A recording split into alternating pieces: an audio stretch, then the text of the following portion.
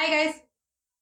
Second elimination అనేది already తెలుసు కదా! మీకు అప్‌డేట్ వచ్చేసింది గదా! నేను ఆల్రెడీ ఫోన్‌లో గూడా పెట్టేశాను. 5 అంటే 2 గంటల మధ్యాహ్నం 2 గంటలకే పెట్టాను. సెకండ్ ఎలిమినేషన్ వచ్చేసి విష్ణుప్రియ సెకండ్‌గా ఎలిమినేషన్ అవ్వడం జరిగింది. అంటే రేపు మనకు విష్ణుప్రియ ఎలిమినేషన్ అవ్వడం జరుగుతది. ఈ రోజు వచ్చేసి రోహిణి ఎలిమినేషన్ అవ్వడం జరుగుతది. ప్రోమోలో చూపించిర్రు గదా! కటౌట్‌లుంటాయి.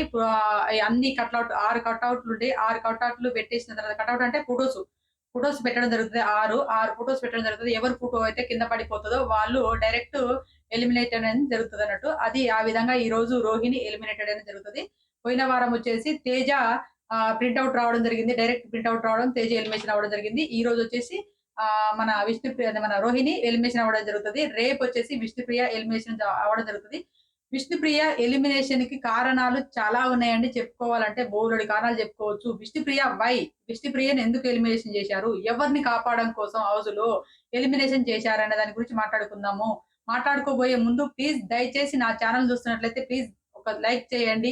ఛానెల్‌ను చివరి వరకు చూడడానికి ట్రై చేయండి. నేను చెప్పే వీడియోని చివరి వరకు చూడడానికి ట్రై చేయండి. నా రివ్యూ గనుక నచ్చితే సబ్స్క్రైబ్ చేసుకోండి. ప్లీజ్ దయచేసి ఒక లైక్ మాత్రం కొట్టడం మాత్రం మర్చిపోకండి. లైక్ అడుగుతున్నా కొడతలేరు ఎవరు కూడా లైక్ చేయండి ప్లీజ్. అయితే విష్ణుప్రియ మొదటి వారంలో వచ్చినప్పుడు హౌస్‌లోకొచ్చినప్పుడు తనకున్నటువంటి ఫ్యాన్ బేస్ ఎవ్వరికి లేదు. 1,000,000.35 ఎంతో ఉంది సబ్‌స్క్రైబర్స్ ఉన్నారు ఇన్‌స్టాగ్రామ్‌లో. తనకు ఎక్కువ ఫాలోవర్స్ కలిగినటువంటి వ్యక్తి ఎవరైనా ఉన్నారంటే ఏకైక కంటెస్టెంట్ విష్ణుప్రియ. రెమ్యూనరేషన్ కూడా ఎక్కువ డబ్బులు తీసుకున్నటువంటి వ్యక్తి కూడా హౌస్‌లో ఎక్కువగా రెమ్యూనరేషన్ తీసుకుంటున్న వ్యక్తి కూడా విష్ణుప్రియ. విష్ణుప్రియ అందరికంటే ఎక్కువ పారితోషికాన్ని తీసుకుంటుంది హౌస్‌లో. వైల్డ్ కార్డ్ ఎంట్రీస్‌కి వచ్చిన వాళ్ళు గూడా ఎవరు గూడా తీసుకోలే అంతగా. ఆమె స్టార్టింగ్ నుంచి వచ్చినటువంటి విష్ణుప్రియ మన ఆదిత్య ఓం కంటే కూడా ఎక్కువగా తీసుకుంటుంది విష్ణుప్రియ హౌస్‌లో. కానీ విష్ణుప్రియకున్నటువంటి ఫ్యాన్ బేస్‌తోని ఇక్కడి వరకు రాగలిగింది అనేది అయితే ఎంత నిజమో, విష్ణుప్రియ టాప్ 5కి వెళ్ళగలిగేది గూడా అంతే నిజమని నా అభిప్రాయం. ఎందుకంటే 14 వీక్స్ వరకి విష్ణుప్రియని సేవ్ చేసుకొస్తా వస్తున్నటువంటి ఆడియన్స్ టాప్ 5లోకి తీసుకెళ్ళలేరా? ఒకటి ఆలోచించండి. ఎందుకు విష్ణుప్రియని పంపిస్తున్నారు అనే దాని గురించే నా అభిప్రాయము. ఏంటండి ఆమెకంత ఫ్యాన్ బేస్ ఉంది. విష్ణుప్రియ గేమ్స్ ఆడినా, ఆడకపోయినా ఆమె పర్సనాలిటీ నచ్చింది. ఏందంటే పర్సనాలిటీ ఐ మీన్ ఆమె ఉన్నటువంటి మంచితనం నచ్చింది. ఆమె నిజాయితీ నచ్చింది. అంటే ఎలా ఉంటుందో తన పర్సనాలిటీ ఎలా ఉందో అలానే చూపించడం జరిగింది. ఒక వెనకమరలో ఒక బ్యాక్ పిచ్చింగ్, ముందు ఒక బ్యాక్ పిచ్చింగ్ చేసుకుంటూ హౌస్‌లో కన్నింగ్ గేమ్స్ లేదు ఆమె. రియల్‌గా ఎలా ఉందో, బయట ఎలా ఉందో లోపల గూడా అలానే ఉండడం జరిగింది. హౌస్‌లో గూడా అలానే ఉండడం జరిగింది విష్ణుప్రియ. తన మనసులో ఏమనిపిస్తుందో అది నిజాయితీగా ముందుకు పెట్టడం జరుగుతుంది. ఫార్వర్డ్ చేయడం జరుగుతుంది. ఎక్కడ గాని వెనకకు తగ్గడం లేదు. తనకేమనిపిస్తుందో అది అయ్యో! వాళ్ళొచ్చి చెప్పిర్రు, వీళ్ళొచ్చి చెప్పిర్రు అయినా మార్చుకోలేదు. ఎందుకు మార్చుకోలేదంటే తనకు బయట ఎలానున్నానో ఇక్కడ గూడా అలానే ఉన్నా. నేను మార్చుకోవడం ఎందుకు? నా పర్సనాలిటీ చూపించుకోవడం కోసం వచ్చిన. నేను ఎలా ఉన్నానో అలా చూపించడం కోసం వచ్చిన. అంటే 'బిగ్ బాస్ హౌస్' అంటే ఒక పర్సనాలిటీ షో. ఈ షోలో మనం అక్కడ లోపల వేరు, బయట వేరు అన్నట్టు కాదు. నేను ఎలా ఉన్నానో అలానే చూపించాలి అనే ఉద్దేశంతోనొచ్చింది. ఆడియన్స్‌కి అదే విధంగా నచ్చింది. పృథ్వీ అమ్మాయిని ఇష్టపడలేదు. ఈ అమ్మాయే పృథ్వీని ఇష్టపడడం జరిగింది. ఇష్టపడడం గాకుండా పృథ్వీ చుట్టూ తిరగడం జరిగింది. పృథ్వీ వద్దు అంటే మనకు ఒక ఫ్రెండ్‌షిప్ యాంగిల్‌లో ఉందామన్నా గూడా ఆ అమ్మాయి ఇష్టపడడం జరిగింది ఎంతో కొంత.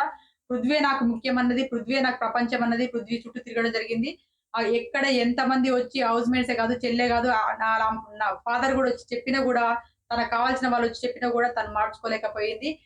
దాని తర్వాత శ్రీముఖి మొన్న రీసెంట్‌లీగా వచ్చినప్పుడు, శ్రీముఖి గారొచ్చినప్పుడు ఆమె చెప్పిన మాటలు విని రీసెంట్‌లీగానే తన మాటల వల్ల కొంచెం అర్థం చేసుకొని స్ట్రాంగ్‌గా ఆడదాము, స్ట్రాంగ్‌గా ఉందామని రిలీజ్ అయ్యి ఓట్ అప్పీల్ కూడా ఎళ్ళాలనుకుంది. ఓట్ అప్పీల్ కూడా స్ట్రాంగ్‌గానే చేసుకోవాలనుకుంది. అక్కడ రిలీజ్ అయినట్టుగా కనిపించింది ఓట్ అప్పీల్‌లో. తను కూడా టాప్ 5కెళ్ళాలని అనిపించింది. ఎందుకంటే ఒక్క అడుగు ఉండంగానే ఒక అడుగు వెనకకు పడడం అనేది తనకు కూడా మైనసే గదా! పాపం బ్రేక్ అవ్వడం కూడా తనకు కూడా మైనస్‌గానే భావిస్తది కాబట్టికి తనేం చేసింది ఒక్క అడుగే గదా! నేను ఆ టాప్ 5లో ఉండాలి. ఒకవేళ కప్పు కొడతానో తెలీదు. టాప్ 5లో ఉంటే బావుంటదనే ఉద్దేశంతోనే తను ఓట్ అప్పీల్ కూడా చేసుకోవడం జరిగింది. ఈ విధంగా తను మార్చుకొని తనను తాను మార్చుకునే టైంకి ఎలిమినేషన్ అవ్వడం అనేది దారుణంగా అనిపిస్తుంది. ఎందుకంటే ఇక్కడ విష్ణుప్రియ ఎలిమినేషన్ కారణం ఏంటంటే అవినాష్‌ను టాప్ 5లో ఉంచడానికి విష్ణుప్రియని ఎలిమినేషన్ చేసినట్టుగా తెలుస్తుంది. అవినాష్ ఆల్రెడీ లక్కో లేకపోతే గ్రహాలు సహకరించో ఏదో ఒక రకంగా అతను టాప్ 5లోకి వెళ్ళడం జరిగింది. అంటే ఆట ఆడలేదా అంటే ఆట ఆడిండు. ఆట ఆడినోళ్ళందరూ టాప్ 5లో అడుగుపెట్టలేరుగా. ఆట ఆడినోళ్ళందరూ విన్నర్ అవ్వలేరు గదా! దానికి తోడుగా కొన్ని గ్రహాలు సంకోచించడం వల్ల తను టాప్ 5లో అడుగుపెట్టడం జరిగింది. ఇక్కడ లాస్ట్ సీజన్ లో అర్జున్ టాప్ 5 లో అడుగుపెట్టినటువంటి అర్జున్ అతన్ని టాప్ 6 గానే ఎలిమినేషన్ చేయడం జరిగింది. మరి ఈ 6 లో టాప్ 6 గా ఎందుకు ఎలిమినేషన్ చేయలేకపోయారు అని అంటే అవినాష్ హౌస్ లో ఉన్నంతసేపు నేను top 5 big boss, top 5 big boss, top 5 big boss అని చెప్పేసి ఊరికే డప్పు కొడుతూ తిరగడం జరిగింది.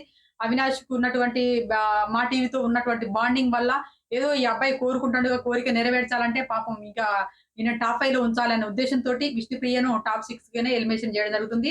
ఆ టాప్ 6 అనేది వచ్చినాక టాప్ 6 లోకి అడిగి టాప్ 6 అని చెప్పేసి సీజన్ 6 సీజన్ 8 టాప్ 6 అని చెప్పేసి ఎలిమినేషన్ చేసుంటే బాగుండేమో. ఈ అమ్మాయి అల్లకి అడుగు పెట్ట ముందుకే ఎలిమినేషన్ అవ్వడం అనేది బాధాకరం. ఒక ఒక ఏమంటారు ఫినాలే వీక్ లోకి అడుగు పెట్ట ముందుకే ఎలిమినేషన్ అవ్వడం అనేది నాకు కూడా బాధగా అనిపించింది. అవినాష్‌ని కాపాడడం కోసమే ఆహ్, ఆ అమ్మాయిని ఎలిమినేషన్ చేసినట్టుగా అనిపిస్తుంది. రోహిణి ఎందుకు ఎలిమినేషన్ అయింది? వై రోహిణి? విష్ణుప్రియ కంటే గ్రేట్ గదా! విష్ణుప్రియ కంటే తోపు గదా! అని అనుకోవచ్చు. విష్ణుప్రియ కంటే తోపే కానీ ఒక్కసారి గూడా నామినేషన్‌లోకి రాకపోవడం అనేది ఆమెకు మైనస్‌గా మారింది. ఆమె ఎలిమినేషన్ అవ్వడం అనేది జరిగింది. ఆమెదైతే ఓకే. కానీ ఇక్కడ ఈ అమ్మాయిదైతే ఇన్ని వారాలు కాపాడుకొచ్చినటువంటి కంటెస్టెంట్‌ని కాపాడుకొచ్చినటువంటి ఎవరైతే ఫ్యాన్స్ ఉన్నారో, ఆ ఫ్యాన్స్ టాప్ 5 పంపించే శక్తి లేదా? వాళ్ళకుంది. కానీ బిగ్ బాస్ టీమ్ వాళ్ళే పంపించి ఉంటారేమో అని నాకనిపిస్తుంది. మీకేమనిపించింది? విష్ణుప్రియ నిజంగానే టాప్ 5లో అడుగుపెట్టే కంటెస్టెంట్ కాదా? లేదా బిగ్ బాస్ టీమ్ వాళ్ళే పంపించారా? అనే దానిపై మీ అభిప్రాయం ఏందో కామెంట్ చేయండి. ఇప్పుడు హౌస్‌లో ఉన్నటువంటి కంటెస్టెంట్స్ ఎవరంటే నా సీక్వెన్స్ చెప్తాను. ఫస్ట్